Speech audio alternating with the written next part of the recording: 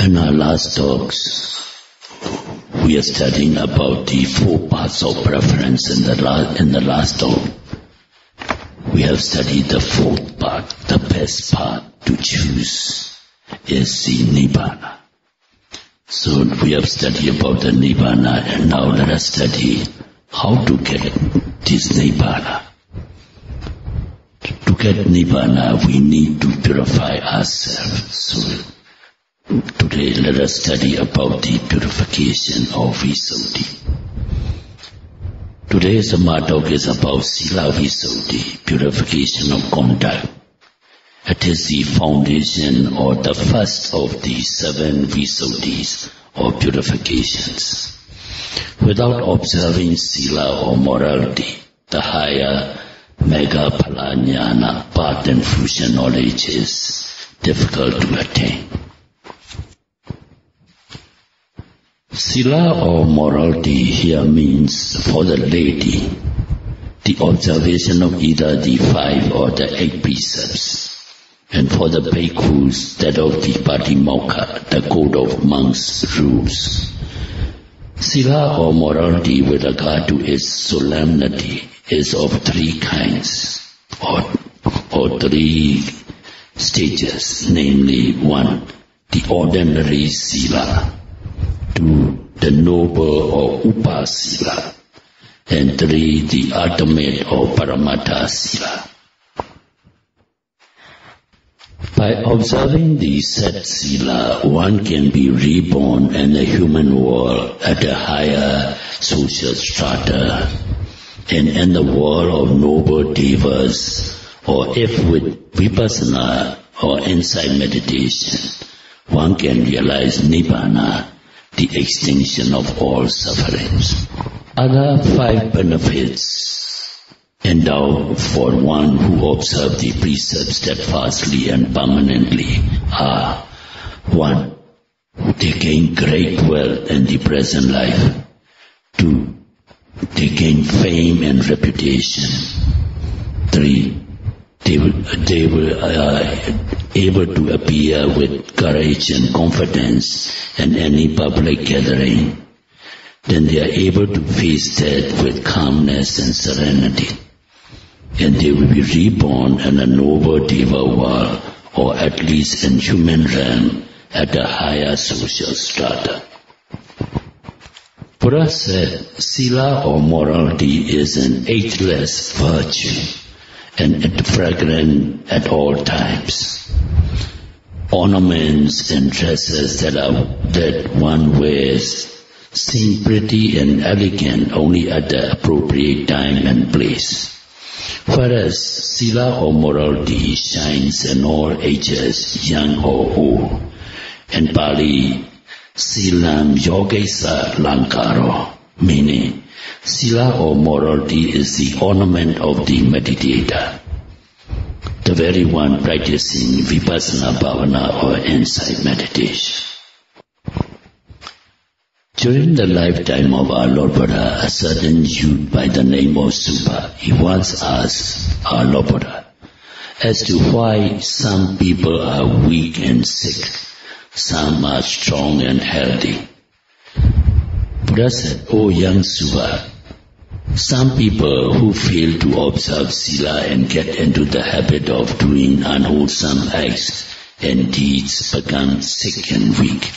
And those who observe Sila steadfastly and continuously appear strong and healthy." Thus, it is evident that Sila or morality becomes a support in whatever existence one is, and happens to be an ornament of the meditator. Fragrance, sweetness of ordinary sense, they travel in the direction of the wind only. Whereas Sila or morality radiates or permeates in all directions at all times. Lord Buddha spoke on the value of a virtuous life with reference to Samanera Sankecha. In the time of our Lord Buddha, 30 bhikkhus, after taking a subject of meditation from Buddha, they left for a large village Lord Buddha foreseen danger in the practice of meditation, and that danger would be overcome by Samanera Samkecha, who was staying with Thera Sariputta, advised them to go and pay homage to their brother Sariputta before going to the village. Thera Sariputta, foreseeing the Buddha's wish, he sent Samanera Samkecha to accompany these meditating bhikkhus as an attendant or kapya when they paid homage to him before their departure. Here we should note something about Samanera Samkecha. He was only 7 years of age and he had already attained arhatship. His mother met a sudden death when she had conceived the child Samkecha was about to be born. During the cremation of the corpse, the whole body except the womb was burnt to ashes. At night, a watchman or undertaker who had burnt the corpse, he pierced the unburned wound with a bamboo staff and hit a little corner of an eye. The next morning, the child was seen curiously lying on the fire that had burnt the corpse. He was then taken to his relatives, who gradually brought him up. As the child grew up, the relatives related this incident, and the Samanera became greatly moved. So he thought he would not lead his life in vain, and he would go into the order so that he could do meritorious deeds to make him free from the samsaric rebirths. His relatives agreed when asked for permission, and he was sent to the Thera Sariputta for ordination as a novice. While holding shaving of the hair from his head, he meditated vipassana or insight meditation as taught by his preceptor. And at the end of the shaving, he attained arhatship at the age of only 7 years. With this young novice or Samanera Samkecha, the 30 Yoga Vajra bhikkhus, meaning meditators, they started vipassana or bhavana or insight meditation in the forest near a village. While thus meditating, 500 robbers hiding in the thick forest, they wanted to make an offering of the blood of a man's throat to the guardian spirits of the forest, with the delusion that their stealing and robbing could be done successfully. So the robbers came up to this meditation retreat, and they demanded that one of the bhikkhus be given as a sacrifice. That was the very danger that Lord Buddha had foreseen. When the meditating bhikkhus came to know of the demand, the elders of them, he stood up and courageously volunteered. "Oh, young brothers, this is my responsibility to go with the robbers. All the rest of you should continue practicing the meditation peacefully, and I'll go along with the robbers." Then a second and again a third elder stood up and offered himself in the same manner. From the elders to the youngest bhikkhu, each voluntarily requested to go with the robbers. At last, Samanera Samkecha interfered. "Oh, reverend sirs, this is my responsibility. My teacher, Thera Sariputta, foreseeing the danger in advance, had purposely sent me to accompany you all." So saying, he went along with the robbers. The bhikkhu chief requested the robbers to be gentle with the novice as he was so young, and to treat him properly so that he would not be frightened.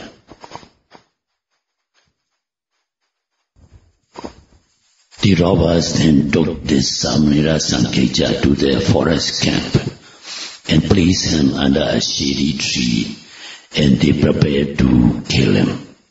While they were making preparations for their sacrifice, the young Samanera attained the supreme ecstasy, Phala Samapatti, under the shady tree. When everything was ready for the occasion, the leader of the robbers went to Samanera Sankeja, who was then seated with his mind fixed on Samapatti concentration. The leader of the robbers lifted his sword and swung and struck hard at the neck of the young Samanera. Boom came the sound of the striking, as if the blade of the sword had struck a rock. The blade curled up, and again he tried with the same result. The young Samanera was invulnerable and could not be attacked. Then the leader of the robbers shook the novice and said, "O young novice, I got you with this sword. Are you not afraid to die? You seem not to be afraid of going to be killed. Your face looks very serene, peaceful and tranquil, and your behavior is very calm. Are you not frightened?" he asked. Sankeja replied, "O leader of robbers, an arhat like me is not afraid of death. This khanda or this body is a heavy burden to me. To nurture the body every day is nothing but burdensome. The day to put down the burden of this khanda or this body is the happiest day for us. Arhats like us have no fear or unhappiness." Listening to what the young novice said and holding his sword up, the leader of the robbers uttered, "Oh, he is an arhat. This lifeless sword knows the good qualities of an arhat, and yet I, having the mind, know nothing. I have been wrong." Thus realizing his misdeed, he dropped his sword and knelt at the feet of the Samanera Sankeja, and he asked for his forgiveness. He said, "O Samanera, let me enter the order and let me take the suitable precepts beginning right from here. I'll never steal nor rob again." All the 500 robbers were terror-stricken. They repented for their wrong deeds and asked permission to become Samaneras. The young Samanera Sankeja complied with their request and gave them 10 precepts. Samanera Sankeja, accompanied by his new 500 disciples in yellow robes, they returned to the 30 bhikkhus' meditation retreat, who were anxiously waiting to know what had happened to him. They felt very relieved on hearing the happy news and said, "O Sankeja, you should go and see your teacher. Thera Sariputta will be very glad if he sees you and your disciples."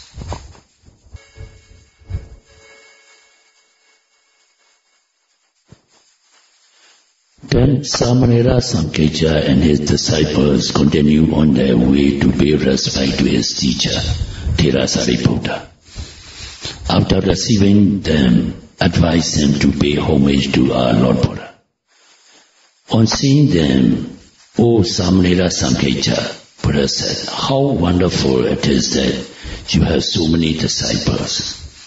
Then Sankeja Samanera explained that it was true that all the robbers had taken precepts from him and had become Samaneras or novices in the order. Then Buddha remarked, "O you ex-robbers, you lived so long for many years without virtue and concentration. It was all in vain. Now you yourselves are full of virtue, and so also is your teacher. A short but virtuous life is better than a long, immoral life.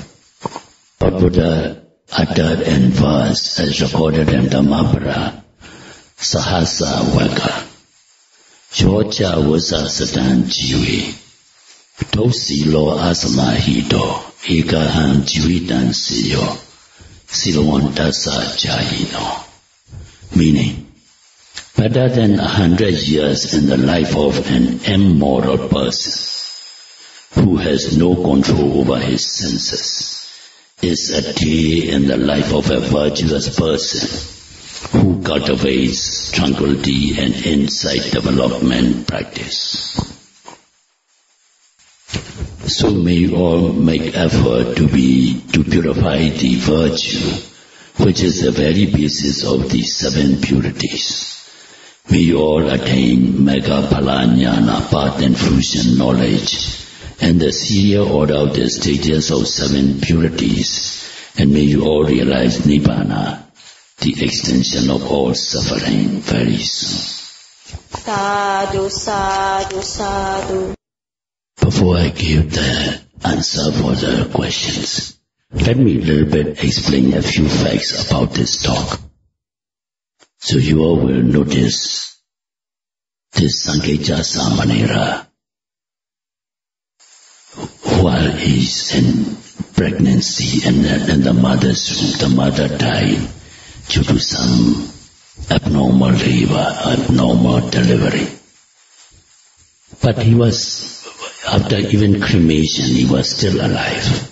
So that fact we should know.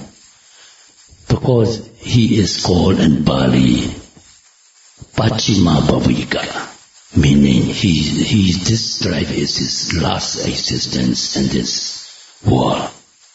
He's going to attain Arhat in this life. So that type of person we call Pachima Bhavika, meaning the last life, last existence. And such kind of persons will never die before they attain this Arhata path and fruition knowledge, Arhata path and fruition of Megha Phala Jnana. So that is the fact you have to be noted. So Pachima Bhavika, or the final existing noble beings, going to be noble person, or one who is going to attain in this very life the Arhata path and fruition knowledge, cannot be killed by any means before he gain the path and fruition knowledge. So this is the first clarification I would like to make. His mother's body, while he was in the womb, was cremated and burnt. And while cremating, the undertaker even pierced with the sharp-pointed iron rod to ensure the body to be burnt properly. And that can only cause a slight aberration near the corner of the eye. It cannot harm the child inside. So all in the morning when the mother's dead body is burnt to ashes, he was as if lying on the lotus flower, kicking his legs and hands and just smiling and without crying, without any injury or any harm. The whole night he's in the charnel ground.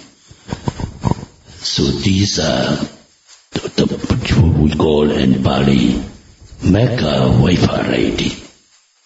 By the power of the holy path and fruition knowledge of Jnana, the Pachima Bhavika, the final existence, holy being is protected.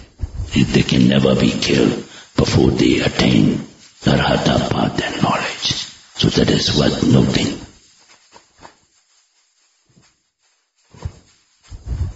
Then the second one I want to clarify is, when this Sankeja Samanera, he offered himself to be sacrificed and he followed the robbers.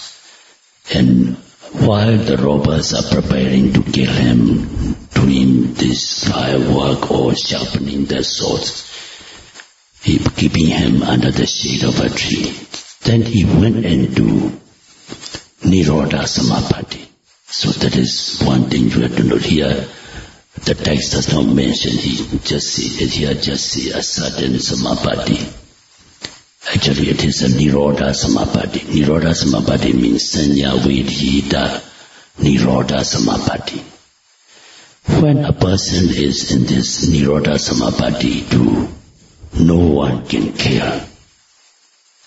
Nothing, even natural disasters can care.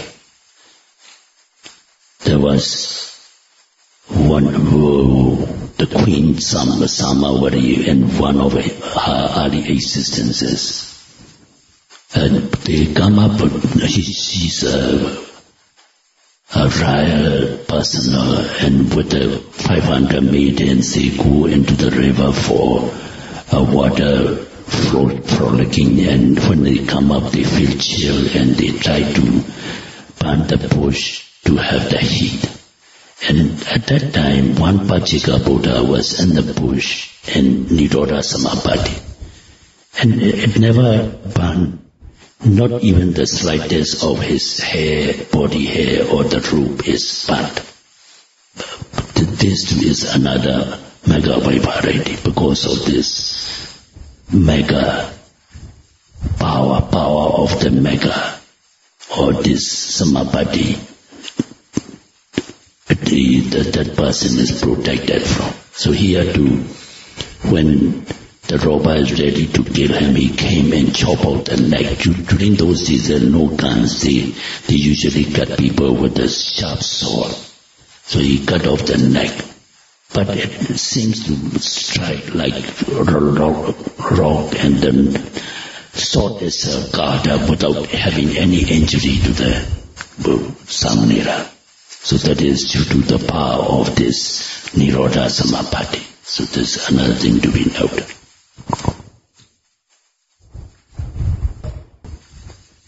Another thing I want you all to point out to you all is this Samanera attained arhatship while shaving, and at the end of the shaving he attained arhatship. And here it is said he's contemplating on Vipassana Bhavana inside meditation just ordinarily. Actually during Buddha's time, when these young or old, anybody who asks for ordination as Samanera or novices, and they are usually have to be shaved by the preceptor who receives them as candidate. And while shaving, they are usually taught this meditation object, what is called in Mahasatipatthana Sutta, it is mentioned as Patikula Manasikara. In tranquility meditation for these subjects, it is mentioned as Kayagata Sati, same thing. Contemplation on body parts. Contemplation on body parts. This is very beneficial also, and Buddha and many suttas he prays highly of this Kayagata Sati or body part contemplation. As you all know, he divided our physical body into 32 parts and to contemplate on that. But for a person, if it is difficult, the first 5, because we can see the inner organs, only in medical schools they are taught, it is difficult to see, but what you can see with the charts or diagrams. Anyway, the 5 that is can be easily identified are head hair, body hair, nails, nail mean finger or toenails, then teeth and the skin. So these are 5, a group of 5. And that is why it is this meditation called Tacha Panchaka. Tacha, Pali word Tacha means skin. The group of 5 ending in skin. Head hair, body hair, nails, teeth and skin. So skin, teeth, nails, body hair, head hair, like that. Ascending and descending, one can contemplate oneself, because this is easily can be identified, because these are external outside of the body, not inside organs. So if not 32 parts, one can contemplate on these 5. Sometimes if you're monotonous or noting all the time this mindfulness, you can do this meditation also. This so beneficial. Buddha included in both practices, and samatha as well as vipassana meditation. And samatha bhavana, it is described as kayagata sati, and vipassana and Mahasatipatthana Sutta, it is mentioned as patikula manasikara bhava. This is the contemplation on 32 parts of the body. Not only this, Sanketa Jasamanira, there are many recorded as young as 7-year-old boys, while they had this shield and they just contemplating on this Tajapanchaka Kamathana, means Tajapanchaka meditation, head, hair, body, head,